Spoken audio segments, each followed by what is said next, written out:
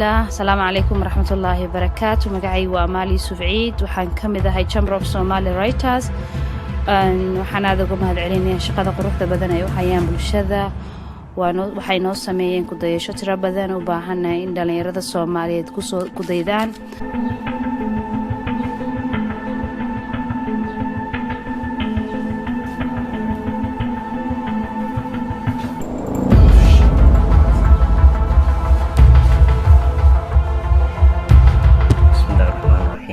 magacayga waa Sayid Buraale waxaan rabaa xaggan inaan dhiirigelin iyo tahniyad uga soo jeediyo dhalinyarada la magac baxday Chamber of Somali Writers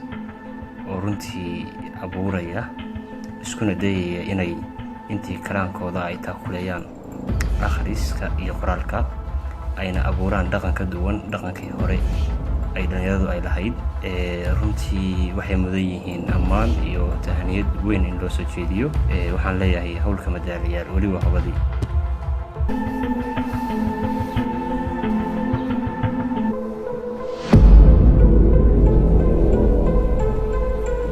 السلام عليكم.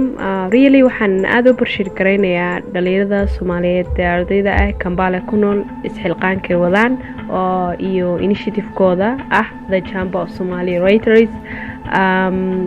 runtii anaga ka Soomaali ahaan dad muslimiin ah nahay waxa diinteenana aayadaha ugu horeeyay ay ka hadlayaan waxa weeye ama nagu boorinayaan wax akhrinta sidaas darteed ka Soomaali inaan wax akhrino dan wax qorno waa waxyaalaha meel la gaarsiinayo dadna naga dhigaya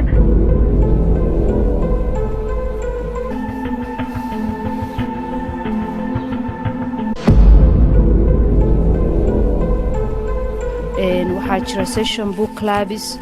oo la sameeyo bishii mar aad baa u mahadsantihiin dhiirigelin badan ayaa noo sameyseen dhalinyarada